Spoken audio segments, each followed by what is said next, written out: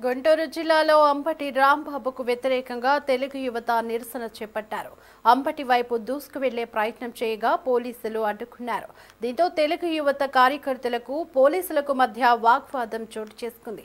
అంబటి చిత్రపటానికి బొట్టు పెట్టి గాజులు, చీర, పూలు సమర్పించారు. రాజకీయంగా విమర్శలు చేయకుండా వ్యక్తిగతంగా విమర్శలు చేశారని ఆరోపించారు. అసెంబ్లీలో అంబటి రాంబాబు ఆంబోతులా ప్రవర్తించారని తెలుగు టీఎన్ఎస్ఎఫ్ జిల్లా అధ్యక్షుడు వంశీ మండిపడ్డారు.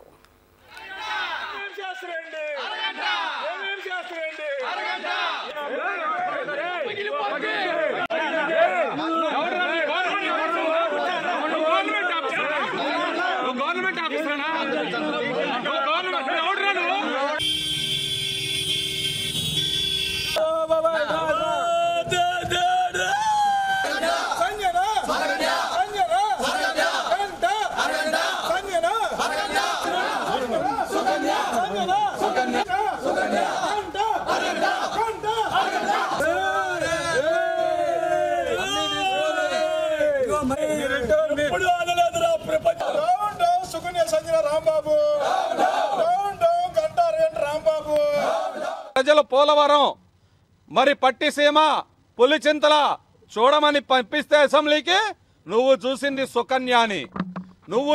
సుకన్యాని గంట అరగంట అని చెప్పి ఆ సుకన్యాతో ఆడుకోవటమే నీకు పట్టిన దరిద్రంరా. ఇవాళ నీ వైసీపీ ప్రభుత్వం కూడా గంట అరగంట గాలతో మునిగిపోయి ఇవాళ ఎలాంటి పరిస్థితులు ఉన్నాయో ఆంధ్రప్రదేశ్ రాష్ట్రంలో మనందరం చూసాం.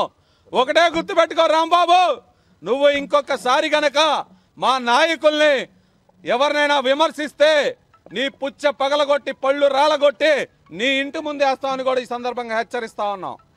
ఎటకారంగా మాట్లాడి ఒక నవ్వులు చిందిస్తూ నువ్వు జోకర్వో కమిడియన్వో మంత్రివో అర్థం కాని పరిస్థితిలో రాష్ట్రం 2.5 సంవత్సరాలు నువ్వు చేసిన తీరు దానన్నిటికీ మించి ఆంధ్రప్రదేశ్కి అమ్మ లాంటి భువనేశ్వరమ్మ మీద నువ్వు వేసిన నింద నా కొడక ఇప్పుడు కూడా ప్రతి ఒక్క తెలుగువారి రక్తం నర్రనాన పొంగుతూ ఉంది. గుర్తుపెట్టుకో, ఇంకొకసారి నువ్వు నీ పరిస్థితిని మార్చుకోకుండా లోకేష్ గారిని కానీ, చంద్రబాబు నాయుడు గారిని కానీ, పవన్ కళ్యాణ్ గారిని కానీ, మా తెలుగుదేశం పార్టీ ఏ నాయకుడినైనా ఏ కార్యకర్తనైనా విమర్శిస్తే నా కొడక గుడ్డ నడితీసి నడి రోడ్డు మీద కొట్టుకుంటూ చేసిపోతావు అని చెప్పి నీ ఇంటి ముందు నుంచి సవాల్ చేస్తున్నావు. గుర్తుపెట్టుకో రాంబాబు, ఏం చేశావు నువ్వు? 2.5 సంవత్సరాలు నువ్వు ఇరిగేషన్ మినిస్టర్గా ఉండి నువ్వు పోలవరం గురించి నీకు తెలుసా? పట్టిసీమ గురించి నీకు తెలుసా? నీకు తెలిసింది ఒకటే, ఈ వైసీపీ క్యాబినెట్లో తెలిసింది ఒకటే, సంజన, సుకన్య, అరగంట, గోరంట్ల మాధవ్, ఇవి మీరు చేసింది. ఇంకొక మంత్రి మీ వైఎస్ఆర్ కాంగ్రెస్ పార్టీకి రోజులు చెల్లించారు. మీ పాలన చూసి ప్రజలు 164 సీట్లతో తెలుగుదేశం పార్టీకి మ్యాండేట్ ఇచ్చారు.